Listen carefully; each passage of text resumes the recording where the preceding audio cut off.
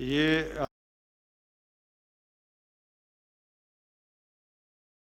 آپ کا set number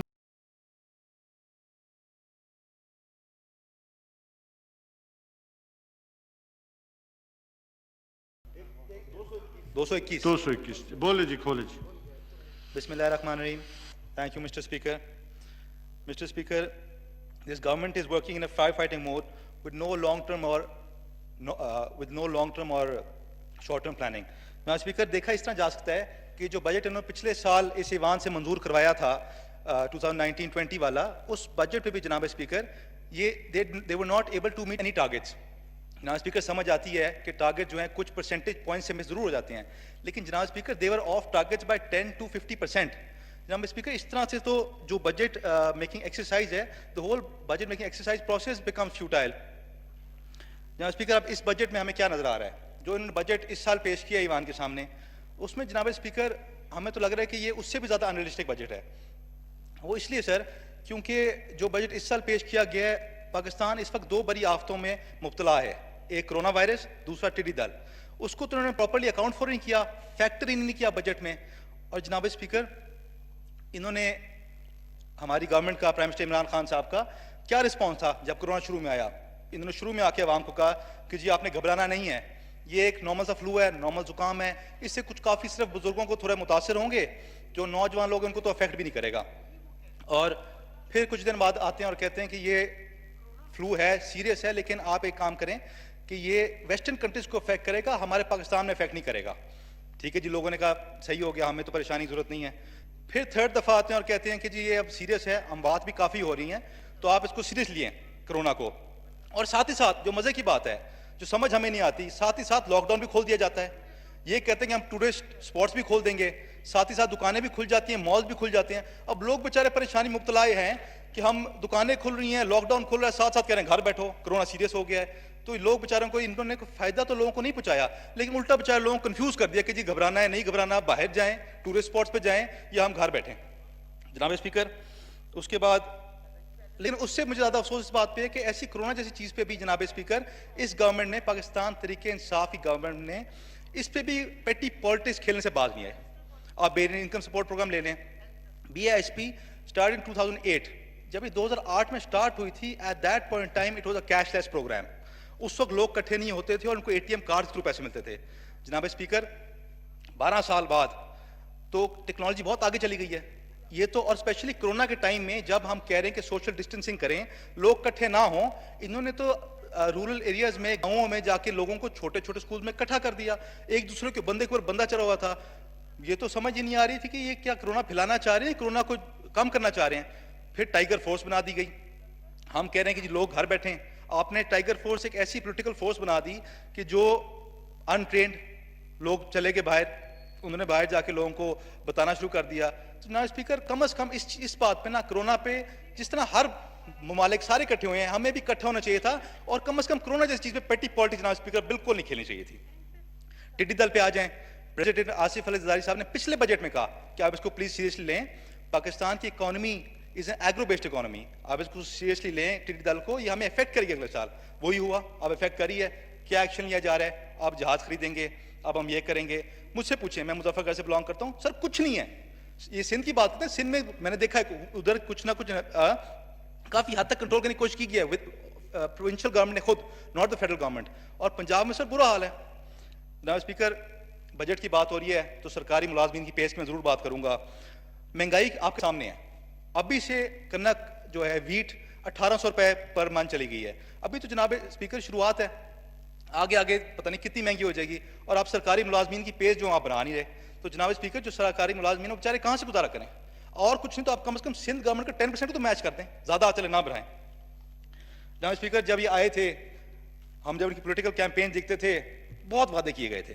1 crore jobs دیں گے, ہم 50 لاکھ گھر بنائیں گے, کرپشن فری پاکستان بنائیں گے, جو سب سے بڑا دعویٰ تھا. جناب اسپیکر 1 کروڑ نوکریاں تو مجھے نظر نہیں آتی کہیں. یہ مجھے ضرور نظر آتا ہے, ابھی کچھ دن پہلے اسٹیل میں سے 10,000 لوگ نکال رہے ہیں, اور کئی ڈپارٹمنٹ سے نکال رہے ہیں. اس کے علاوہ جو انہوں نے بٹھا بٹھایا ہے بزنسز کا, پرائیویٹ بزنسز کا, وہاں سے بھی بیچارے لوگ جو امپلائڈ تھے وہ بھی نکل رہے ہیں.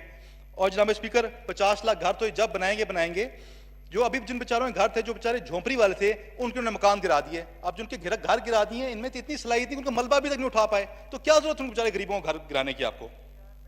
کرپشن فری پاکستان, یہ تو سینچری کا سب سے بڑا جوک ہے. جناب اسپیکر, کرپشن فری, جتنی کرپشن اس ٹائم ہے نا اس ملک میں, ریکارڈ میں کبھی کرپشن نہیں ہوئی. یہ ضرور ہے کہ اگر آپ جاتے ہیں کسی ڈپارٹمنٹ میں تو ڈپارٹمنٹ والے آپ کو یہ ضرور کہتے ہیں کہ اس کا ریٹ پہلے 5,000 روپیہ تھا, اب 20,000 دیں, کیونکہ حکمران جو ہے نا بہت سختی کرتے ہیں, یا شاید زیادہ ضرورت پڑتے ہیں ان کو پیسے. جناب speaker, as a young parliamentarian, when I walked into this house I had great expectations. سر میری ایکسپیکٹیشنز تھی کہ میں جب ادھر آؤں گا اپنے علاقے کی نمائندگی کروں گا, آ کے ادھر بہت کچھ سیکھنے کو ملے گا, دیکھنے کو ملے گا. لیکن سر مجھے افسوس سے کہنا پڑتا ہے کہ مجھے یہاں دیکھنے اور سیکھنے کو کیا ملا؟ بدتمیزی کا طوفان. جو سوال پوچھو جواب کیا آتا ہے, آپ نے کیا کیا؟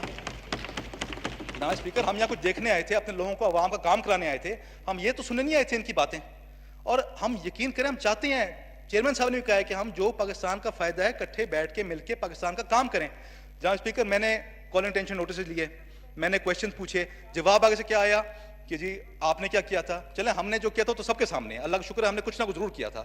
آپ تو بیٹھ کے بات کرنے کے لیے تیار نہیں ہیں.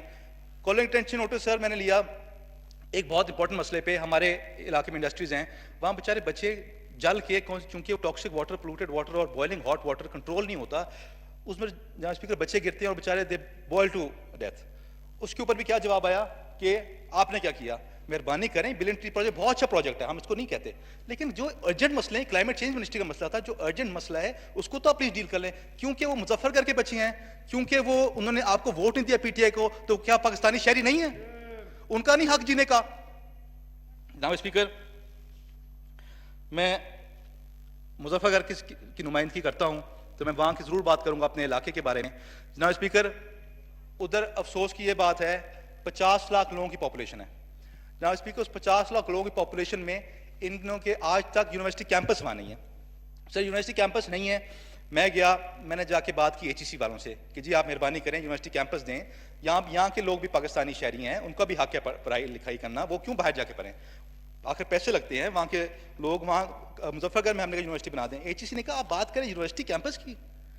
آپ جب سے نیا پاکستان بنا ہے, یونیورسٹی کیمپس تو دور کی بات ہے, ہمارے پاس تو ہمارا بجٹ اتنا کٹ کر دیا نیا پاکستان نے, یوتھ والی گورنمنٹ نے, کہ ہمارے پاس اپنی امپلائی کی سیلریز دینے کے پیسے نہیں ہیں. جناب اسپیکر, میری ڈیمانڈ ہے کہ مظفر گڑھ کو ایک یونیورسٹی کیمپس دیا جائے, اور مظفر گڑھ میں بہت سرکاری زمین موجود ہے. اگر جناب اسپیکر ان کو سرکاری زمین نہیں ملتی مظفر گڑھ میں, سنانواں ایک بہت بڑا شہر ہے, تحصیل لیول کا شہر ہے, اس میں جتنی ان کو زمین چاہیے ہم ان کو پرووائڈ کرنے کے لیے تیار ہیں, یونیورسٹی کا ہم نام کر دیں گے, لیکن یونیورسٹی بنائیں, زمین ہم دینے کو تیار ہیں. جناب اسپیکر, بات فنڈز کی, پاکستان پیپلز پارٹی نے جب یوسف رضا گیلانی صاحب پرائم منسٹر تھے, انہوں نے ہر سب کو برابر کا فنڈ دیا تھا, کیونکہ وہ اس بات کو سمجھتے ہیں اور مانتے ہیں کہ ہر کوئی پاکستانی ہے, یہ فنڈ پاکستان میں ہی لگنا ہے, سارے پاکستانی شہری ہیں. جناب اسپیکر, افسوس اس بات کا, یہ چیز کو یہ کہتے ہیں کرپشن ہے فنڈ کے مد میں, اپنے MNS کو فنڈز پہ فنڈ دے ہی جا رہے ہیں, MPs کو فنڈز پہ فنڈ دے ہی جا رہے ہیں. تو جناب اسپیکر, ہمارے جو مظفر گڑھ کے جو باقی جو جتنے بھی باقی پارٹیز کے لوگ ہیں, کیا جہاں سے وہ ووٹ لے کے آئے ہیں, کیا وہ پاکستان کا حصہ نہیں ہے؟ یا تو یہ بارڈر پر ڈیفائن کر دیں کہ جی یہ بارڈر ہے ہمارا, کہ PTI کی جہاں الیکٹڈ ہیں وہ that is part of Pakistan, باقی پاکستان سے باہر ہے یا کہاں کا, یا ہمیں یہ ڈیفائن کر دیں, پلیز مجھے یہ جواب دے دیں. جناب اسپیکر, آخری بات سے وائنڈ اپ کر رہا ہوں. سر لوکل انڈسٹریز ہمارے علاقے میں بہت ہیں, پارکو آئل ریفائنری ہے, 3 شوگر ملز ہیں, اور بھی کافی انڈسٹریز ہیں. اب جو میں آپ سے پہلے گزارش کر رہا تھا ٹاکسک واٹر کے حوالے سے, اور جو کینسرس اور جو بیچارے بچے بوائل ٹو ڈیتھ کر جاتے ہیں, اس کے حوالے سے جناب اسپیکر جو نقصانات ہیں وہ سارے ہمارے وہاں کے لوکل لوگ اٹھاتے ہیں, be at cancer, be at all the health problem, be at toxic water, be at جتنے مسائل ہیں جناب اسپیکر, جو وہاں آئل ریفائنس کی وجہ سے لوگ جل جاتے ہیں, کیونکہ آئل ٹینکرز کو ہر روز وہاں ایکسیڈنٹ ہوتے ہیں, نقصانات سارے ہم اٹھاتے ہیں. اور جناب اسپیکر, افسوس کی بات یہ ہے کہ جو میرے وہاں کے لوگ ہیں وہ ایجوکیٹڈ بھی ہیں, ایکسپیرینس بھی رکھتے ہیں, اور جناب اسپیکر لیکن ان کو وہاں نوکریاں نہیں دی جاتی, باہر کے لوگوں کو دی جاتی ہیں. ہم نہیں کہتے نہ دیں باہر کے لوگوں کو, لیکن جو وہاں کے مقام میں لوگ ہیں ان کا بھی ایک کوٹا ہونا چاہیے, ان کی ایک percentage of people should be employed in those industries. جناب اسپیکر, بات کرتے ہیں ہیلتھ کیئر کی, کہ ہم نے ہیلتھ کیئر کا سندھ میں کیا تھا اور پنجاب میں کیا تھا, میں اس بات کو نہیں پڑھنا چاہتا. وائنڈ اپ پلیز. جی سر. لیکن جناب اسپیکر, جو ہیلتھ کیئر کے میں آپ کو حالات بتاؤں, پچھلی حکومت میں نون لیگ کے دور میں اگر آپ جاتے تھے نا, 100 اگر آپ کا خرچہ ہوتا تھا لیٹس سے 1000 روپیز کا, 500-600 रुपए की दवाई आपको गवर्नमेंट प्रोवाइड करती थी। अब अगर आप जाएं जनाब स्पीकर तो आपको 5 रुपए की डिस्प्रिन बाहर से लेके आनी पड़ती है, कुछ आपको वहां मुहैया नहीं है। लेकिन आपको मजे की बात एक और ही बताता जाऊं कि वहां जनाब स्पीकर इन्होंने दवाई का स्टॉक रखा हुआ है कि अगर कोई अफसर आ जाए, ऑफिसर आ जाए तो उसको दिखाने के लिए मौजूद होना चाहिए, लेकिन देंगे नहीं हम आपको, दवाई आपको दे नहीं सकते। जनाब स्पीकर, कोरोना के टाइम में आ जाएं, साउथ पंजाब का जो इन्होंने कोरोना सेंटर मुख्तस किया वो था Tayyip Erdogan Turkish hospital Muzaffarnagar में। जनाब स्पीकर, पूरे साउथ पंजाब का निश्तर हो, जहाँ से कोई कोरोना पेशेंट पॉजिटिव हो वो रेफर होता साउथ पंजाब कोरोना सेंटर में। उधर जनाब स्पीकर हालात क्या थे, मैं गया विजिट किया, डॉक्टर्स के पास N95 मास्क नहीं थे, डॉक्टर्स के पास PPE किट्स नहीं थी। मैंने कहा आपने लिखा नहीं CM को, हेल्थ मिनिस्टर को, हेल्थ सेक्रेटरी को पंजाब के? और जी हम लिख लिख के फ़ोन कर कर पागल हो गए। वो कहते हैं जी आप अभी आ जाएगा, कल आ जाएगा, परसों आ जाएगा। जनाब स्पीकर, ये तो हालात हैं। फिर हमने जाके जो हम कर सकते थे हमने किया। जनाब स्पीकर, आखिर में मेरी सिर्फ एक गुजारिश है, हम सारे यहाँ आए हैं अपनी पाकिस्तानी अवाम को रिप्रेजेंट करने। हम आए हैं कि हम अपने जिन लोगों से वोट लेके आए उनकी कोई ना कोई उनकी ज़िंदगी में बेहतरी लेके आ सकें। मेरी इनसे गुजारिश है, जिस तरह चेयरमैन साहब भी कहते हैं कि हमारा आप लोग आप मेहरबानी करें, कोई खौफ खुदा करें, कोई शर्म हया करें और ये अपोजिशन का किरदार अदा करना छोड़ दें। आप यकीन कर लें कि आप ट्रेंची बेंचेस पे हैं, इमरान खान साहब यकीन कर लें कि वो प्राइम मिनिस्टर बन चुके हैं। मेहरबानी करके कंटेनर्स उतर आए आप नीचे, थैंक यू, और मेहरबानी करके